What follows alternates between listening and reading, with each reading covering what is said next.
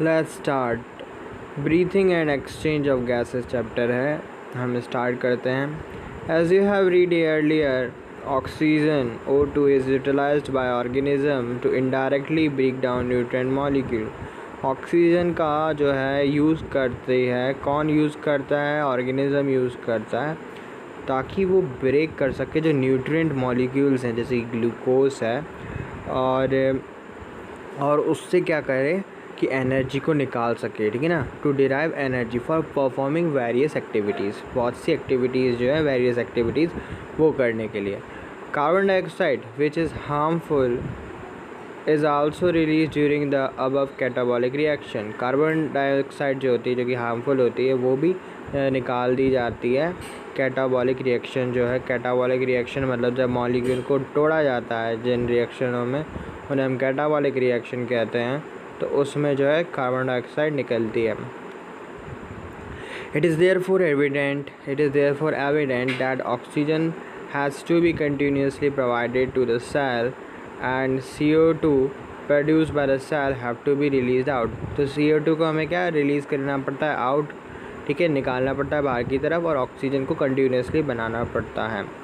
हाँ, तो जो दिस प्रोसेस जो ये प्रक्रिया है किसकी? एक्सचेंज करने की। क्या चीज़? ऑक्सीजन एटमॉस्फेयर से किसके संग एक्सचेंज करेंगे? कार्बन डाइऑक्साइड के संग, ठीक है ना। जो कि किसने बनाई है? कार्बन डाइऑक्साइड सेल ने बनाई है। इसी को हम बोलते हैं ब्रीथिंग, और कॉमनली नोन एज रेस्पिरेशन, ठीक है ना। ब्रीथिंग बोलते हैं हम इस प्रोसेस को, जिसमें हम क्या करते हैं? ऑक्सीजन और कार्बन डाइऑक्साइड, ऑक्सीजन हम बाहर निकाल देते हैं, कार्बन डाइऑक्साइड हम बाहर निकाल देते हैं, ऑक्सीजन हम अंदर लेते हैं। Place your hands on your chest, ठीक है, आप अपने चेस्ट पे, सीने पे अपने हाथ रखें। You can feel the chest moving up and down, आप फील कर सकते हैं कि चेस्ट जो है मूव करता है up and down. You know that it is due to the breathing, ये ब्रीदिंग की वजह, सांस लेने की वजह से है।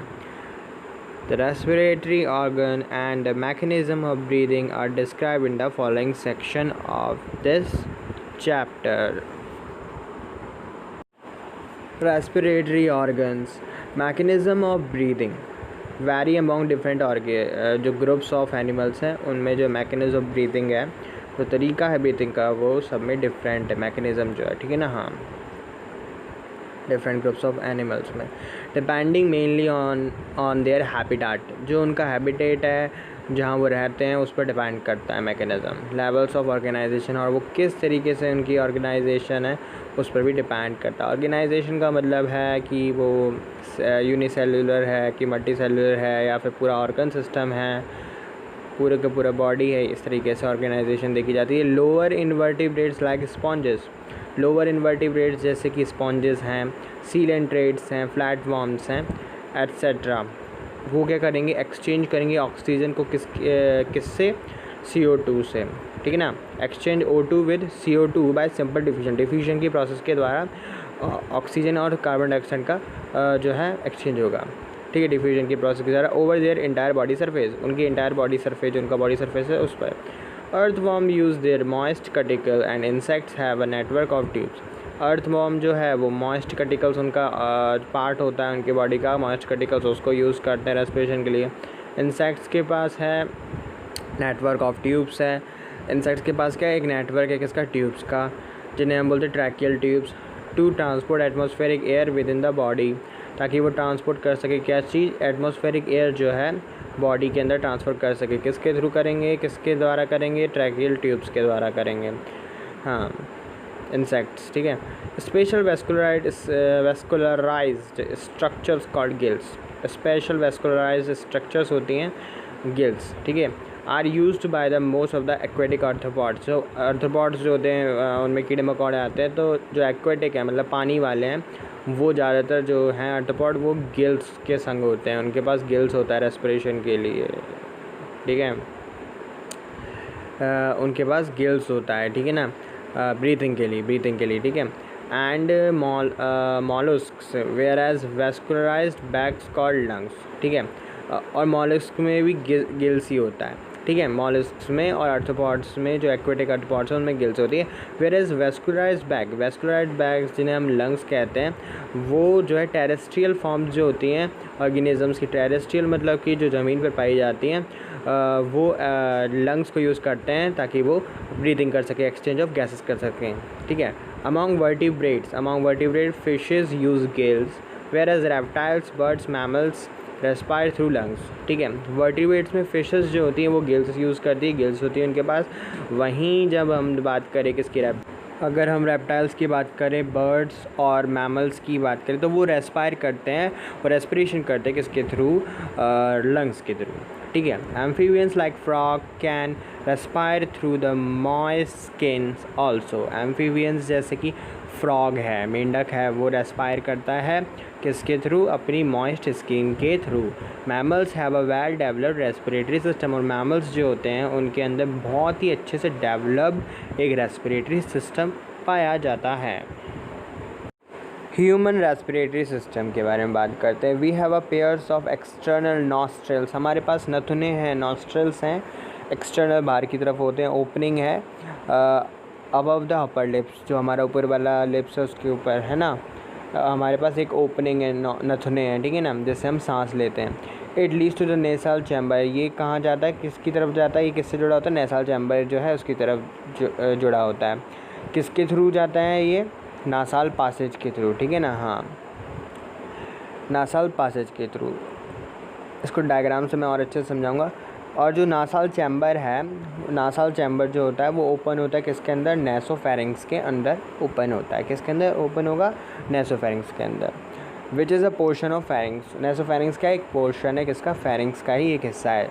The common passage for food and air, ये है कॉमन पासेज, जो हमारा फेरिंग्स होता है वो कॉमन पासेज है। कॉमन पासेज मतलब फेरिंग्स से ही फूड और एयर जो है दोनों जाते हैं, मतलब कॉमन है, फूड और एयर दोनों ही फेरिंग्स के थ्रू जाते हैं, ठीक है ना, ये लिखा है। Nasopharynx open through glottis of the larynx region into the trachea. तो जो हमारा नेसोफेरिंग्स होता है वो क्या होगा, ओपन होगा किसके अंदर, ग्लॉटिस जो है, ग्लॉटिस आएगा पहले, नेसोफेरिंग्स आएगा, उसके बाद ग्लॉटिस आएगा, और ग्लॉटिस के थ्रू फिर ओपन होगा किसके अंदर, लैरिंग्स रीजन जो है उसके अंदर ओपन होगा।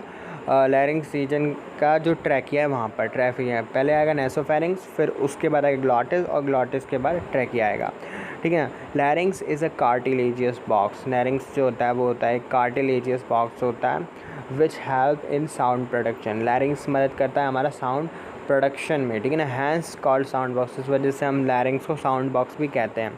During swallowing glottis can be covered by a thin elastic cartilaginous flap called as epiglottis। जो हमारा लैरिंग्स होता है, जब हम निगलते हैं किसी चीज़ को, तो जो हमारा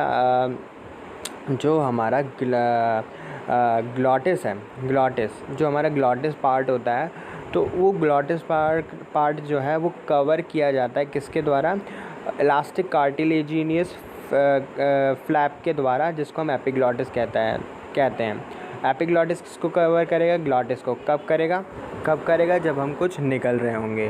पर लेकिन इसका फ़ायदा क्या है, ये क्या करेगा, ये प्रिवेंट करने के लिए, जो एंट्री ऑफ फूड है लैरिंग्स के अंदर, उसको प्रिवेंट करने के लिए। लैरिंग्स क्या है, लैरिंग्स है हमारा विंड पाइप के अंदर कभी भी खाना नहीं जाना चाहिए, इससे जान जा सकती है। Trachea is a straight tube extending up to the mid thoracic cavity, और जो ट्रैकिया होता है वो एक स्ट्रेट ट्यूब होता है जो कि एक्सटेंड करता है कहाँ तक, मिड थोरेसिस कैविटी तक, which divide at a level of fifth thoracic vertebra into a right and left primary bronchi. और ये किस में डिवाइड होता है, लेवल फिफ्थ में, ये जो है जो फिफ्थ थोरेसिस वर्टिब्रा है वहाँ पर ये राइट और लेफ्ट ब्रोंचाई में डिवाइड होता है। Each bronchi undergoes a repeated division to form the secondary and the tertiary bronchi। तो each bronchi, जो bronchi होती है वो अंडर जाती है, वो एक प्रक्रिया में जाती है जिसमें क्या होता है, वो डिवाइड हो जाती है किसके अंदर, सेकेंडरी और टर्चरी ब्रोंकाई में वो डिवाइड हो जाएगी, ठीक है, ब्रोंची में वो डिवाइड हो जाएगी, सेकेंडरी और टर्चरी ब्रोंची में, ठीक है ना, क्या, ईच ब्रोंची, ठीक है, हाँ, एंड ब्रोंचियोल्स, हाँ, और ब्रोंचियोल्स में डिवाइड हो जाएगी। Ending up in a very thin terminal bronchioles, और एंड में वो बहुत ही ज़्यादा थिन टर्मिनल ब्रॉन्चियल्स में डिवाइड हो जाएगी, ठीक है ना। हाँ, the trachea primary secondary and tertiary bronchi and initial bronchioles are supported by incomplete cartilaginous rings, ठीक है। ये सब किससे सपोर्टेड रहते हैं? इनकम्प्लीट कार्टिलेजिनस रिंग्स के द्वारा सपोर्टेड रहते हैं। क्या क्या? Trachea, primary secondary tertiary bronchi and initial bronchioles, ठीक है ना। हाँ, और लिखा हुआ है each terminal bronchiole gives rise to the number of very thin irregular walled and vascularized bags like structure called alveoli। और जो ये हमारे टर्मिनल ब्रोंचियल्स होते हैं वो हमारे एल्वियोली जो हैं जो कि बहुत थिन और इरेगुलर वैस्कुलराइज्ड बैग रहते हैं, इन स्ट्रक्चरों को जो है से जुड़े होते हैं, ठीक है ना। हाँ, जो ब्रोंचियल्स होते हैं वो एल्वियोली जो है वहाँ पर जाकर ख़त्म हो जाते हैं bronchioles.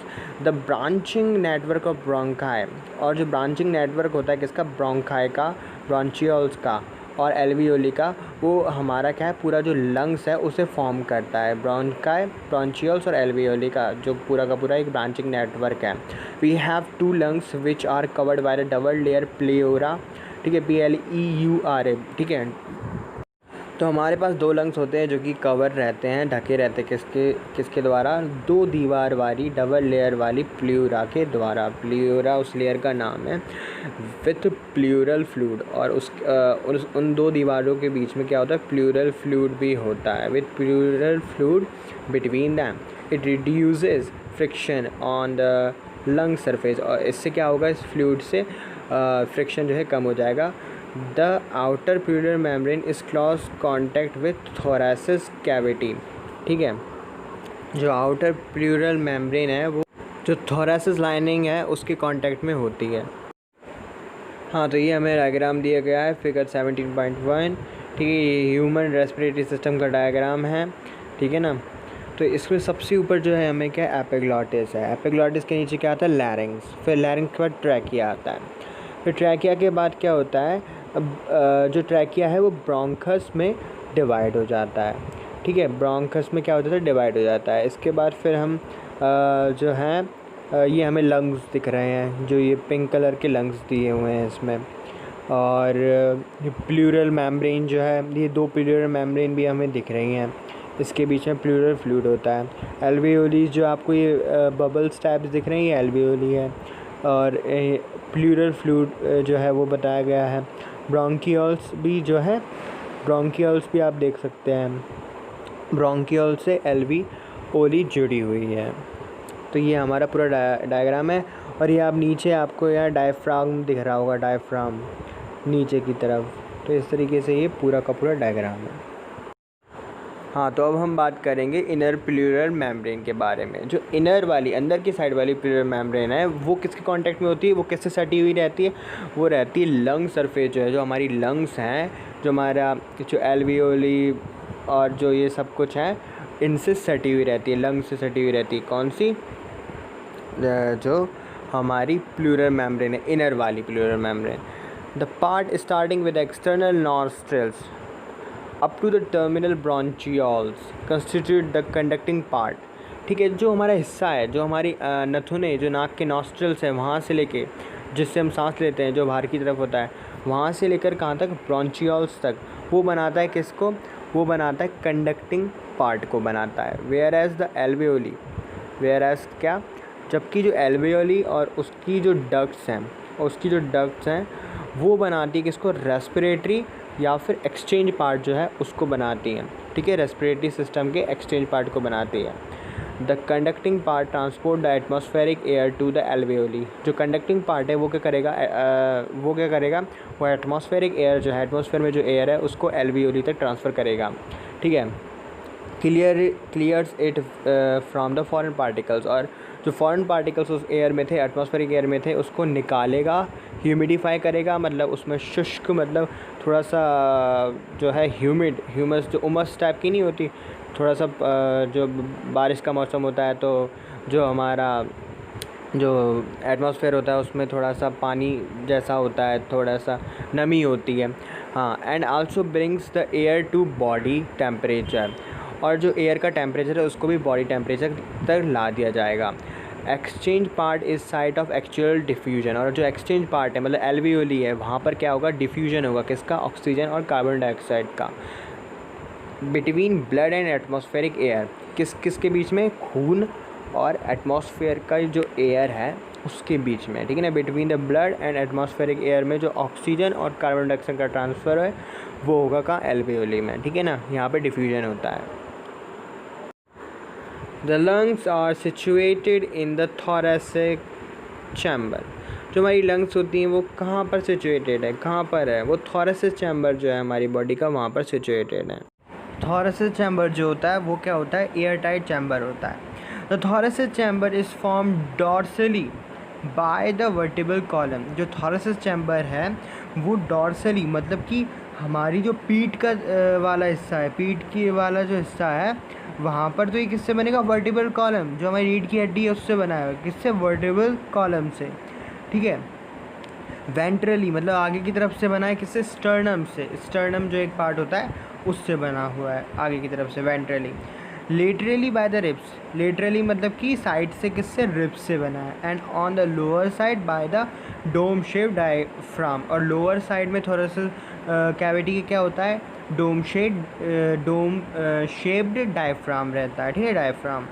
The anatomical setup of the lungs in thorax is such that any change of volume of the thoracic cavity will reflected in the lungs pulmonary cavity, ठीक है ना। तो जो एनाटॉमिकल सेटअप जो है हमारी लंग्स का जो कि थॉरैक्स के अंदर है, वो इस तरीके से है कि कोई भी जैसे वॉल्यूम जो है, जो अमाउंट ऑफ एयर उसके अंदर है या वॉल्यूम जो है एयर का, वो जैसे ही चेंज होता है तो वैसे ही जो थॉरैसिक कैविटी के अंदर चेंज होता है, वैसे ही जो हमारी लंग्स हैं उसमें भी उसी हिसाब से चेंज होता है। पल्मोनरी जो कैविटी है जो है वहाँ पर भी वैसा ही चेंज होगा लंग्स में, ठीक है ना। लंग्स की जो कैविटी है, पल्मोनरी कैविटी, वहाँ पर भी वैसा ही चेंज होगा, लंग्स की जो कैविटी है वहाँ पर भी जैसे जैसे थोरेसिक कैविटी में चेंज होगा वैसे वैसे लंग कैविटी में भी चेंज होगा। Such an arrangement is essential for breathing, और इसी तरीके का अरेंजमेंट हमें ब्रीथिंग के लिए चाहिए भी, as we cannot directly after the pulmonary volume, क्योंकि हम डायरेक्टली पल्मोनरी वॉल्यूम को कंट्रोल नहीं कर सकते, डायरेक्टली हम अल्टर नहीं कर सकते, उसको बदल नहीं सकते, किसको, पल्मोनरी वॉल्यूम को। हाँ, तो जो respiration involves the following step, तो हमारे रेस्पिरेशन में इतने स्टेप्स होते हैं, ब्रीथिंग और पल्मोनरी वेंटिलेशन। ब्रीथिंग को हम पल्मोनरी वेंटिलेशन भी कहते हैं।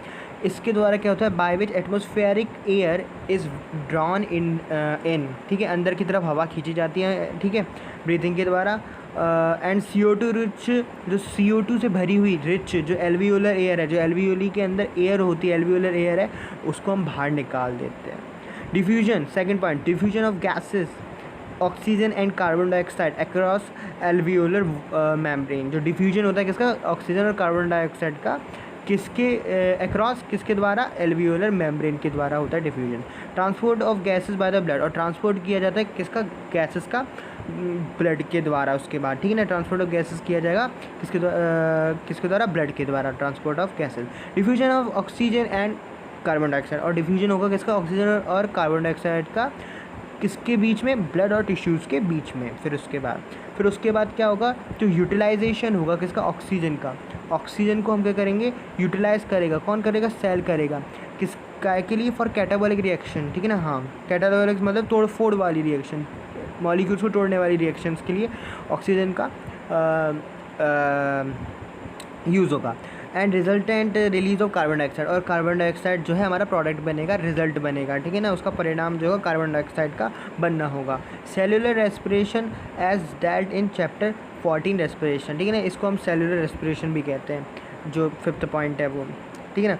इस तरीके से ये पूरी की पूरी जो है रेस्पिरेशन के जो है स्टेप्स बताए गए हैं।